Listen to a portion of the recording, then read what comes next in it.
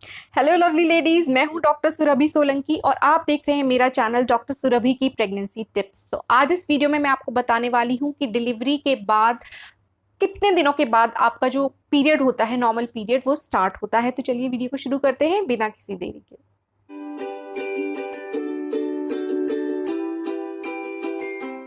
Delivery के बाद पहले 3 दिन तक आपके वेजाइना में से एक ब्लडी डिस्चार्ज होता है, रेड कलर का डिस्चार्ज होता है। ये पीरियड बिल्कुल भी नहीं होता है, इसको लोकिया कहते हैं। क्या होता है कि प्रेगनेंसी के दौरान आपका जो यूट्राइन लाइनिंग थी वो काफ़ी थिक हो जाती है बच्चे को सपोर्ट करने के लिए, और जब बेबी डिलीवर हो जाता है, प्लेसेंटा डिलीवर हो जाता है, उसके बाद ये इस सब की शेडिंग स्टार्ट हो जाती है। तो इसमें क्या होता है, आपका एंडोमेट्रियल टिश्यू हो सकता है जो कि बढ़ा हुआ था, मोटा हो जाता है, थिक हो जाती है वो यूट्राइन लाइनिंग, वो निकलता है। साथ ही कुछ जो फीटल मेम्ब्रेन्स होती हैं जो बेबी को प्रोटेक्ट करती हैं प्रेगनेंसी के दौरान, वो थोड़ी बहुत मेम्ब्रेन्स अगर अंदर रह गई हैं तो वो भी निकलता है उस डिस्चार्ज में।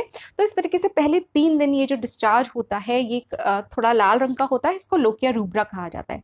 3 दिन के बाद धीरे धीरे इसका रंग जो होता है वो हल्का पड़ने लगता है, हल्का गुलाबी सा होने लगता है। तो इस टाइम पे इसको लोकिया सिरोसा कहा जाता है और करीब 10 दिन तक इस टाइप का डिस्चार्ज आपके हो सकता है। इसके बाद इसका रंग और भी हल्का हो जाता है, वाइटिश हो जाता है। तो इस टाइम पे इसको कहते हैं लोकिया एल्बा, और ये ज़्यादा दिन नहीं रहता है। जनरली आपको बताऊं कि आपकी डिलीवरी के बाद जो ये लोकिया का डिस्चार्ज होता है ये करीब 10 से 12 दिन तक होता है।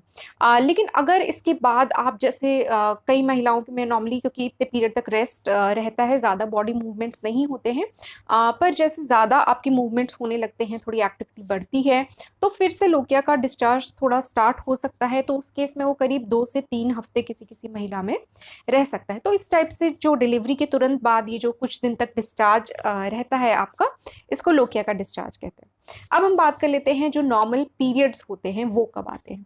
अब इसमें जाने से पहले मैं सबसे एक इम्पॉर्टेंट बात जो है वो आपको बता दूं कि आपके पीरियड्स जब भी आए उससे पहले भी आपके प्रेग्नेंट होने के चांसेस होते हैं। तो इस चीज़ को बिल्कुल माइंड में रखिएगा कि ज़रूरी नहीं है कि अगर पीरियड नहीं आए, क्योंकि डिलीवरी के बाद काफ़ी वाइड रेंज देखी गई है कि कब से कब तक पीरियड आते हैं। और इसमें अभी मैं जाऊंगी तो डिटेल में आपको बताऊंगी, क्योंकि जो लैक्टेटिंग मदर्स होती हैं उनमें थोड़ा अलग होता है ड्यूरेशन, जितने दिन बाद पीरियड्स आते हैं, और जो दूध नहीं पिला रही हैं बच्चे को उनमें थोड़ा अलग ड्यूरेशन होता है जिसमें कि पीरियड आता है। तो सबसे पहले मैं आपको जो ज़्यादा इंपॉर्टेंट चीज़ है, क्योंकि बिल्कुल इंपॉर्टेंट है, कि अगर आप ब्रेस्ट फीड करा रहे हो ऑलरेडी एक बेबी को, तो इस गलतफहमी में कई महिलाएं रह जाती हैं कि जब तक हम दूध पिला रहे हैं तब तक हम सेफ हैं, हम प्रेग्नेंट नहीं हो सकते हैं। और कई महिलाएं ऐसे में प्रेग्नेंट हो जाती हैं, यानी कि एक बच्चा गोद में है, अभी दूध पी रहा है, और एक और प्रेगनेंसी हो जाती है। तो ये बच्चे के लिए भी अच्छा नहीं है, आपकी हेल्थ के लिए भी अच्छा नहीं है, और जो दूसरा बेबी आपने कंसीव कर लिया है उसकी हेल्थ के लिए भी अच्छा नहीं है। तो इसलिए ज़रूरी है कि आपको ये अवेयरनेस हो कि डिलीवरी के बाद आपको कोई ना कोई कॉन्ट्रासेप्टिव मेथड यूज़ करना बहुत ज़रूरी है। अब देखिए, इसमें आजकल जो ट्रेंड चल रहा है और जो गवर्नमेंट ऑफ इंडिया भी प्रमोट कर रही है, तो ऐसे में क्या करते हैं कि एक इंट्रा यूट्राइन कॉन्ट्रासेप्टिव डिवाइस जो होता है वो डिलीवरी के यानी कि जब आपका बेबी डिलीवर होता है, फिर प्लेसेंटा डिलीवर होता है, इसके बाद जनरली तुरंत ही एक मल्टीलोड या फिर एक कॉपर्टी, जिनको कि इंट्रा यूट्राइन डिवाइस कहा जाता है, ये आपके यूट्रस में इंसर्ट कर दी जा सकती है। अब ये आप अपने डॉक्टर से कंसल्ट कर सकते हैं अगर आपको इस तरीके से करना है।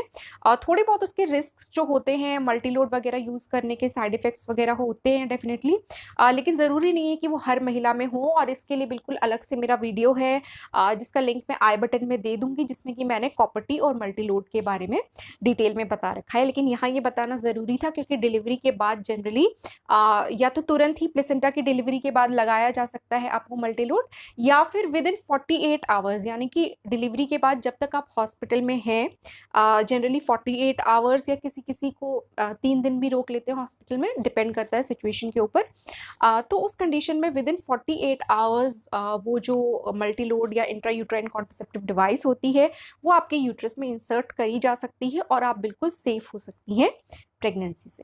और अगर आप मल्टीलोड नहीं यूज़ करना चाहती हैं, आपकी चॉइस ऐसी है, तो फिर आप डेफिनेटली जब भी आप अपने सेक्सुअल रिलेशंस हस्बैंड के साथ रिज्यूम करें तो डेफिनेटली कॉन्डम्स तो ज़रूर यूज़ करें, क्योंकि जैसे कि मैंने आपको बताया प्रेगनेंसी के चांसेस हैं तो बिल्कुल नहीं लेने हैं, और कोई ना कोई बर्थ कंट्रोल का मेथड ज़रूर वहाँ पे यूज़ करना है। तो ये 2 सबसे अच्छे ऑप्शंस हैं जो कि मैंने आपको बता दिए। अब हम आ जाते हैं हमारे मेन टॉपिक पर, जिसके लिए कि आपने ये वीडियो देखना शुरू किया था।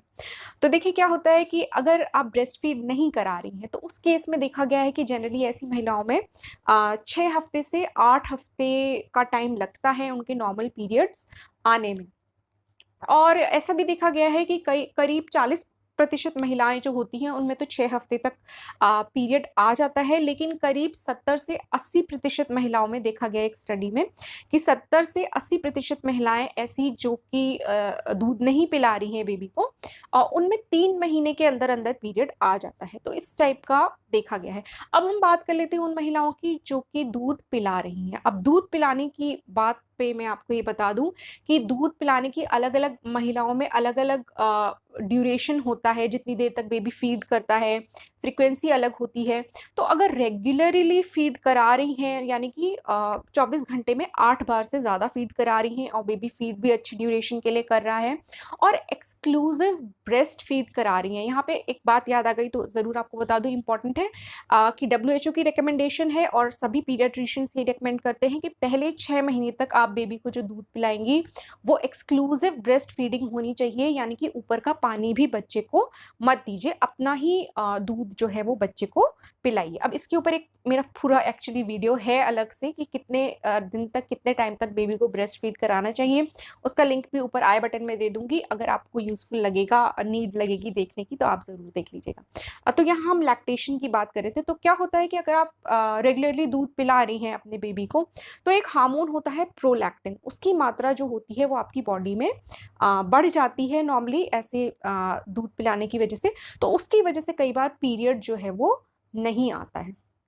तो अब ऐसे में जो लैक्टेटिंग मदर्स होती हैं उनमें देखा गया है कि बहुत वेरिएशन मिलता है, मतलब ऐसा नहीं है कि सभी में एक फॉर्मूला फिट होगा। तो जनरली जो वाइड उसकी रेंज है, मैं आपको बता दूं कि 2 महीने के अंदर भी पीरियड आ सकता है, और नहीं आए तो करीब 1.5 साल तक भी पीरियड नहीं आता है। क्योंकि अगर बिल्कुल ही रेगुलरली काफ़ी फीड करा रही हैं बेबी को, तो कई लेडीज़ 1.5-2 साल तक भी फीड कराती हैं। तो उस कंडीशन में ऐसा हो सकता है कि 1.5 साल तक भी पीरियड ना आए, और ऐसा भी हो सकता है कि 2 महीने में ही पीरियड आ जाए। लेकिन पीरियड आए या ना आए, प्रेगनेंसी के चांसेस हैं बिल्कुल। तो उसके लिए मैंने आपको अभी वार्न कर दिया कि बिल्कुल प्रेगनेंसी हो सकती है, तो कॉन्ट्रासेप्टिव मेथड कोई ना कोई आप उसमें अपनाइए। तो इस तरीके से एक बार इसको सम अप कर दूं तो पीरियड का अगर हम बात करें कब आता है, तो जो नॉन लैक्टेटिंग मदर्स हैं उनमें 6 to 8 वीक्स में जनरली आ जाता है, और नहीं तो 3 महीने के अंदर तो आ ही जाता है। उसके अलावा जो वुमेन रेगुलरली फीड करा रही हैं अपने बेबी को, उनमें क्या होता है कि 2 महीने में भी आ सकता है, और 1.5 साल तक का लंबा समय भी कई महिलाओं में लग जाता है पीरियड आने में। तो ऐसा होता है, लेकिन प्रेगनेंसी के चांसेस होते हैं, तो कॉन्ट्रासेप्टिव मेथड जैसे कि मैंने आपको बताए थे आप यूज़ कर सकते हैं। अगर आपको ये वीडियो यूज़फुल लगा है, कुछ काम का लगा है, तो बिल्कुल वीडियो को लाइक कीजिए और मेरे चैनल को सब्सक्राइब कीजिए। मैं आपसे मिलूंगी अपने अगले वीडियो में, तब तक के लिए अपना ख्याल रखिए।